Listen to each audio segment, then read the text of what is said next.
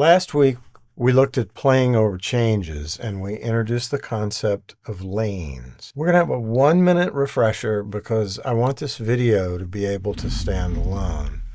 We're learning how to make changes between each chord in a song so the chords are implied in the improvised melody. Improvised melodies can come up in a few different places. Sometimes they're the solo in a section after the head is played.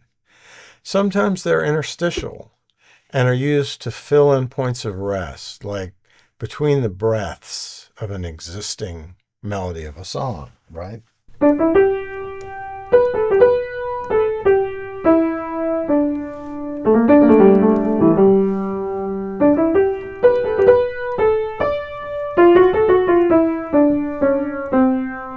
Sometimes they're found in the filigree of an existing melody. In other words, in the improvised moments of that melody.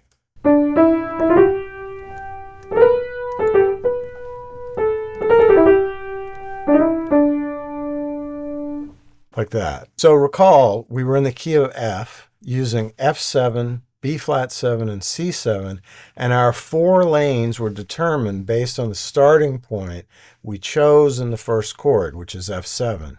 The prime directive is to keep the notes as non-disjunct as possible as we change chords. On the F7 chord, in the first lane, we started out with its root, which is an F. Then we stayed on that F in our melody for the B flat 7 chord, since it's a common tone, since it's the 5th of B flat. And then we just moved up to G for the C7. So there's just 2 notes in that lane. For the second lane, we're doing the 3rd as the starting point, which is an A. So these are A for the F7 chord, A flat for the B flat 7 chord, and B flat for the C chord.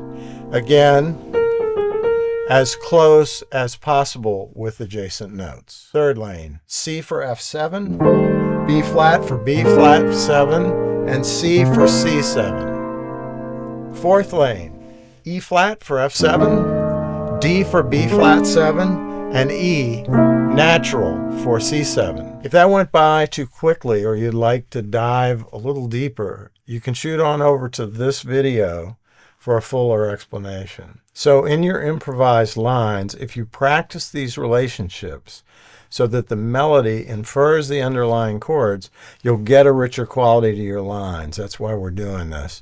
Keep in mind, this is about slow, mindful practice. It's meditative. If I'm going in a tempo that's too fast, then please slow it down. Finally, last week, we practiced going from a single note held during the chord to building the improvisation by using rhythm to create a story. And then to finish out, we chatted about how to map this practice onto other songs you may be working on. Now, today's edition is that we're talking about some accessory notes to add.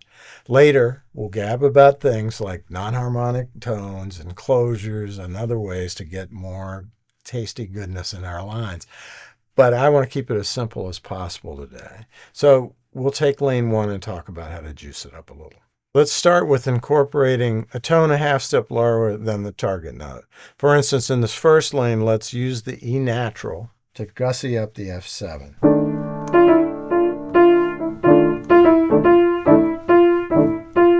Now let's try the full step below.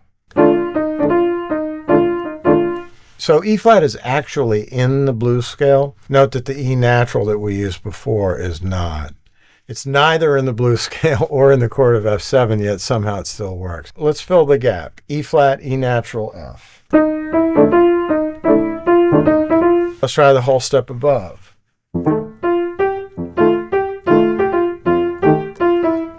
That's cool. Let's try the half step above. A little edgier, right? Let's mix them up a little bit.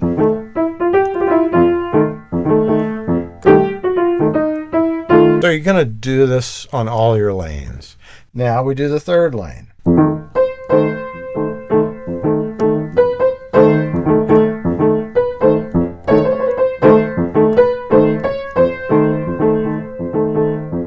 you can get all 12 notes in here pretty quickly, and they all relate.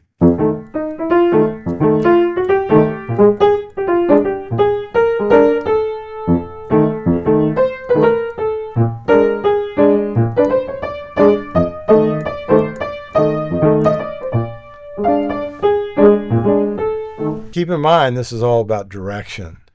The more distant the note, the more you have to resolve it to a chord tone or it won't sit so well. Or your Arnold Schoenberg.